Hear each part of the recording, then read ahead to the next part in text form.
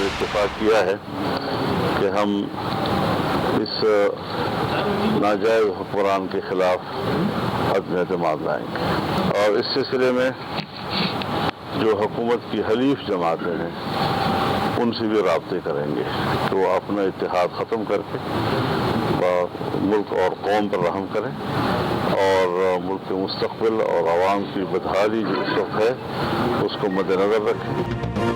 PDM का हुकूमत के खिलाफ तहरीके अदम एतमाद लाने का ऐलान। 23 मार्च के लॉन्ग मार्च का फैसला भी बरकरार। लाहौर में अपोजिशन इत्तेहाद का अपोजिशन लीडर के घर हंगामी इजलास।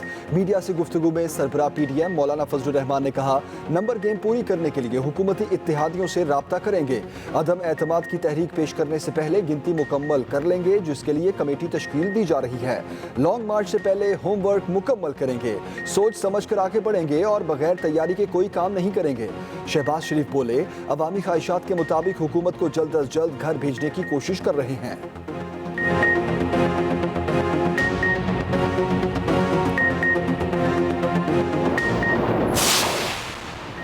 किसी में हिम्मत नहीं वो इमरान खान के खिलाफ अदम एतमाद ला सके। वफाकी वज़रा का पीडीएम के फैसलों पर रद्द अमल। वज़ीर इत्तलात फवाद चौधरी ने कहा, अपोजिशन से कहता हूँ कल ही लाए तहरीके अदम एतमाद, इन्हें पता चल जाएगा। वज़ीर दाखिला शेख रशीद ने कहा, पीडीएम अदम एतमाद लाएगी और ना ही 23 मार्च को इस्लामाबाद आएगी। अपोजिशन मुकम्मल नाकाम हो चुकी, अपनी बका की जंग लड़ रही है, इनके पास अपने आदमी पूरे नहीं हैं। फरूख हबीब का ट्वीट लिखा, पीडीएम के गुब्बारे से हवा निकल गई, अब ये मिन्नत समाजत पर आ गए हैं। शहबाज गिल ने कहा, शहबाज शरीफ पर फर्द जुर्म आयद होने जा रही है, सारा रौला उसी का है। 27 फरवरी को हम कराची से निकलेंगे और पूरा सिंध का दौरा करके हम मार्च के सेकंड तक तकरीबन इंशाअल्लाह ताला पंजाब में दाखिल होंगे। रहीम यार खान से और वसेब का तौर करके फिर जीटी रोड से गुजरते हुए हम इस्लामाबाद पहुंचेंगे। महंगाई, बेरोजगारी, गुर्बत तारीखी सतह पे पहुंच चुका है, तो पाकिस्तान पीपल्स पार्टी के पे ये फर्ज है कि जब अवाम मुश्किल में है हम ये मुश्किल कदम उठाए। अपोजिशन जमातों का हुकूमत के खिलाफ तहरीके अदम एतमाद लाने के हवाले से मुत्तफिक होना जमहूरियत की फतह है।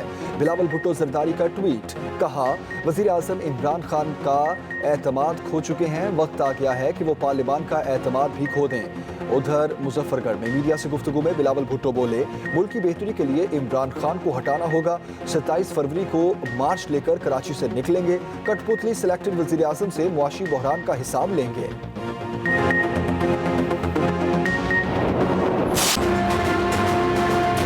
बड़ा जबरदस्त अपॉर्चुनिटी है कि सारी हमारी मिनिस्ट्रीज बैठी हो और सबको पता हो कि किसने काम कितना किया।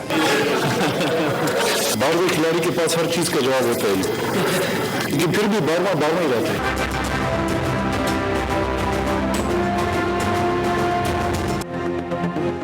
वजीरों को इनाम देना वफाकी हुकूमत के गले पड़ गया।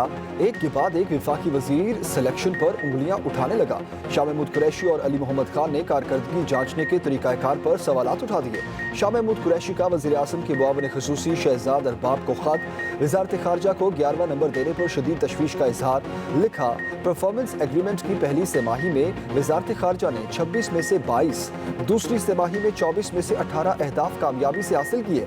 वज़ीर ममलिकत अली मोहम्मद खान ने सेनेट में दिल की भड़ास निकाली। कहा, जो वज़रा जिम्मेदारियां अदा नहीं करते वो अवार्ड के हकदार ठहरते हैं।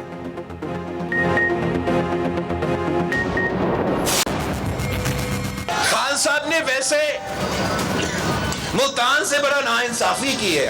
अभी अभी कामयाब चाइना का दौरा हुआ, अगर इतना कामयाब था सर्टिफिकेट कहां गया? हमारा जो फॉरेन मिनिस्टर है बेचारा को कागज का सर्टिफिकेट भी नहीं दिया गया। बिलावल भुट्टो के तंज पर शाह महमूद कुरैशी का पारा हाई। चेयरमैन पीपल्स पार्टी पर जवाबी वार में कहा, बिलावल भुट्टो को लिखी हुई पर्चियां दी जाती हैं, इन्हें अभी तक इदराक नहीं वो कह क्या रहे हैं। बिलावल भुट्टो के उस्ताद नालायक हैं, जैसे जैसे वक्त गुजरेगा वो समझ जाएंगे कि महज तनकीद से जनूबी पंजाब सूबा नहीं बनेगा। अगर बिलावल भुट्टो और शहबाज शरीफ अपने सियासी मफाद को भी मलहूज़े खातिर रखें तो उन्हें जनूबी पंजाब की तश्कील और तख्लीक में रुकावट नहीं बनना चाहिए।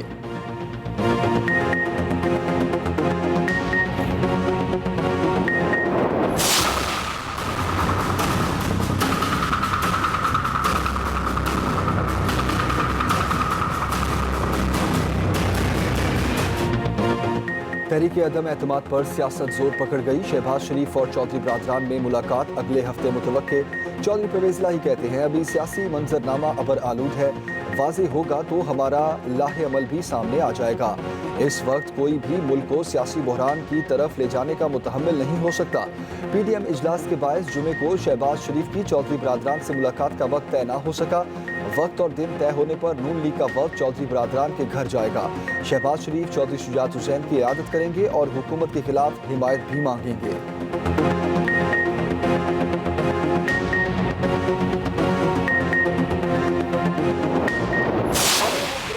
निकालें जो इस वक्त फाइनेंस का चल रहा था, कम से कम बलूचिस्तान अवामी पार्टी वाइट लिस्ट में तो आ जाए। 3.5 साल में हमें फेडरल में कोई नुमाइंदगी नहीं दी है। इस तरीके से हम आगे नहीं चल सकते। अगर वो हमें सीरियस लेंगे, हमारे को नुमाइंदगी देंगे कैबिनेट में, तो हम उनके साथ हैं, नहीं तो हम किसी भी सेक्शन अटेंड करने की हमें कोई जरूरत नहीं है, हम वॉकआउट करते थे।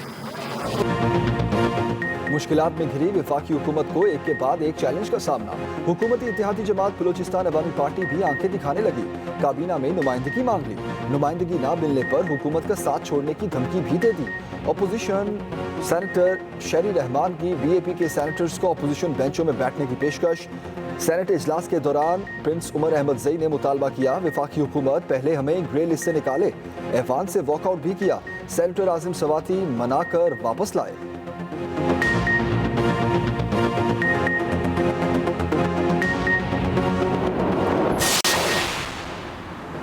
चांडका मेडिकल लाड़काना में 2 तालबात की मुबैना खुदकुशी का वाकया।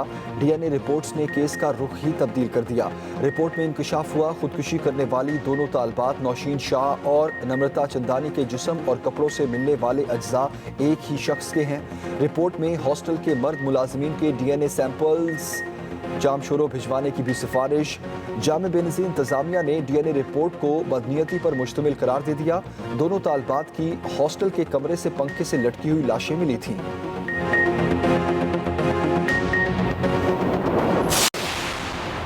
भारत में मुसलमानों की नस्लकुशी के वाक़यात में खतरनाक हद तक इजाफा। जिनोसाइड वॉच ने नाम निहाद भारतीय जमहूरियत का पर्दाफाश कर दिया। अपनी रिपोर्ट में कहा भारत में नफरत अंगेज तकारीर बहुत बढ़ गई हैं। सियासी रहनुमाओं ने चुप साध रखी है। नस्लकुशी के बायस का शैतानी अमल भारत में पूरी तरह से जारी है।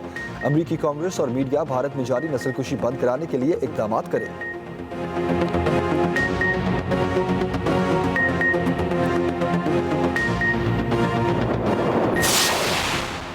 मोदी सरकार की पॉलिसीज पर तनकीद क्यों की? भारत में बीजेपी की इंतहा पसंद हुकूमत मुसलमान खातून सहाफ़ी के पीछे पड़ गई। सहाफ़े मुसन्निफा राना अयूब पर मनी लॉन्ड्रिंग का इल्ज़ाम लगाकर 1 करोड़ रुपए से ज़ायद की रकम जब्त कर ली।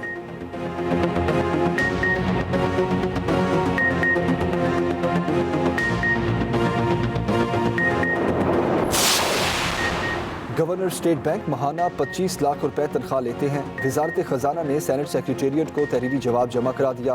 वजारत खजाना के मुताबिक गवर्नर स्टेट बैंक की तनख्वाह में सालाना 10% इजाफा होता है। फर्निश्ड घर या उसके बराबर किराया, ड्राइवर समेत 2 गाड़ियाँ, 600 लीटर पेट्रोल मिलता है। बिजली, गैस, पानी और जनरेटर के अखराजात, मुफ्त लैंडलाइन, मोबाइल फोन्स, इंटरनेट के अलावा बच्चों को 75% फीस भी अदा की जाती है। नून लीगी सेनेटर इरफान सदीकी ने गवर्नर स्टेट बैंक को मिलने वाली तनख्वाह की तफसीलात पर सवाल उठाया था। सिंध में 38 साल बाद तलबा तंजीमों से पाबंदी खत्म, बहाली का बिल मंजूर। सिंध असम्बली इजलास में चेयरमैन स्टीयरिंग कमेटी पीर मजीबुल हक ने तलबा तंजीमों पर पाबंदी से मुतालिक रिपोर्ट पेश की। कहा पूरी दुनिया में तलबा यूनियन का माहौल है, जमहूरी अदवार में पाबंदियाँ नहीं होती। वजीर पार्लिमानी अमूर मुकेश कुमार चावला ने बहाली का बिल पेश किया जिसे इत्तफाक राय से मंजूर कर लिया गया। बिलावल भुट्टो की तलबा यूनियन की बहाली पर जवानों को मुबारकबाद।